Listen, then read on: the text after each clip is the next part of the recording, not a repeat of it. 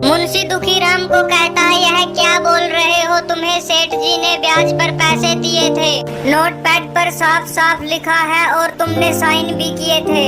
अब देने के टाइम पर तुम नाटक कर रहे हो।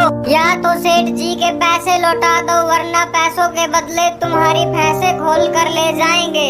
क्या हुआ जी, बाहर क्यों खड़े हो? अब अंदर आइए, वह मुंशी आया था, क्या बोल कर गया है? 2 दिन का टाइम देकर गया है पैसे देने का, अगर नहीं दिए तो वो लोग हमारी भैंसे ले जाएंगे खोल कर। दुखीराम सारी बातें अपनी पत्नी को बताता है। वह दोनों बहुत निराश हो जाते हैं, उनकी समझ में नहीं आता वह क्या करे।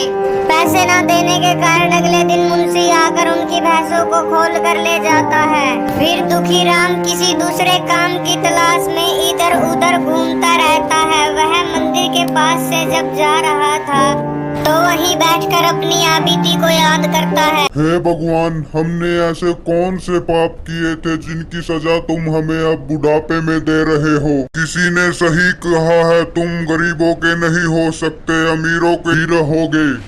तभी दुखीराम को मंदिर के अंदर से कुछ आवाजें सुनाई देती हैं।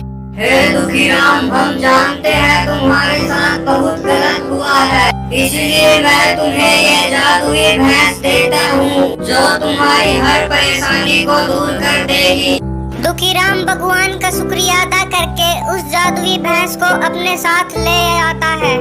अरे भाग्यवान, चल के बाहर देखो मैं क्या लेकर आया हूँ। ये तो एक बहुत सुंदर भैंस है, कहाँ से मिली ये आपको?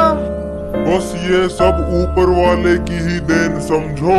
अब हम इसका दूध बेचकर गुजारा कर सकते हैं। दूध नहीं, मैं तुम्हें और भी बहुत कुछ दे सकती हूँ। जो कुछ भी तुम मांगना चाहो मांग सकते हो मुझसे। अरे ये क्या, ये भैंस तो बोलती भी है, ये कैसे हो सकता है? ये एक जादुई भैंस है जो हमारी मदद करेगी। यह बात जब सेठ बाबूलाल के कानों तक पहुंचती है। सेठ जी, मुझे डायरी वाले से पता लगा है, वो बुड्ढा कोई नई भैंस लेकर आया है जो बहुत अच्छी नस्ल की है और इन भैंसों से 2-3 गुना ज्यादा दूध देती है। अच्छा, तो बुड्ढे के पास तो पैसे ही नहीं थे, तो भैंस कहाँ से लेकर आया? अगर ले ही आया है तो इनमें से एक भैंस ले जाओ और बेकार बोलकर उसके बदले उसकी दूसरी भैंस ले आओ। क्यों नहीं मालिक, वो बड़े वाली भैंस ले जाता हूँ, वो चारा भी बहुत खाती है और दूध अभी कम दे रही है, इसलिए उसी के बदले दूसरी भैंस उसकी ले आता हूँ।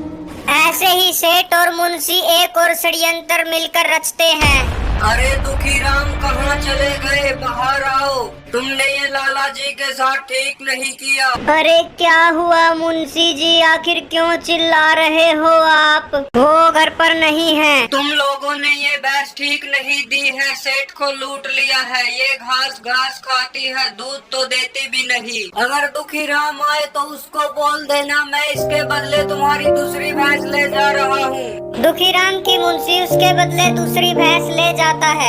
घर पर आकर दुखीराम जब अपनी पत्नी से भैंसों के बारे में पूछता है तो वह अपने साथ बीती सारी घटना उसको बताती है, जिसके कारण दुखीराम बहुत निराश होता है और वहाँ सेठ बाबूराव बहुत खुश होता है। वाह मुंशी जी वाह, आपके दिमाग की दाद देनी पड़ेगी। जाओ इसे भी तबेले में बांध दो। आखिर आप ही से सीखा है सब कुछ सेठ जी। और वह भैंस को तबेले में बांधने के लिए चला जाता है। वह उस भैंस को भी दूसरी भैंसों के साथ तबेले में छोड़ आता है।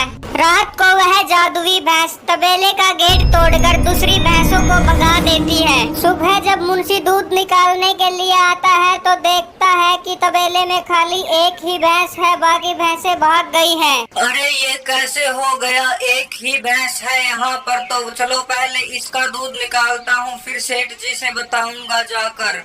पर तभी वह जादुई भैंस मुंशी जी को पीछे से आकर टक्कर मार देती है। वह भैंस मुंशी को टक्कर मार मार के बहुत जख्मी कर देती है। मुंशी भागा भागा सेठ के पास जाता है और वह तबेले की सारी बातें सेठ जी को बताता है। क्या बोल रहे हो? मैं लुट गया, बर्बाद हो गया? नहीं नहीं, ऐसा नहीं हो सकता।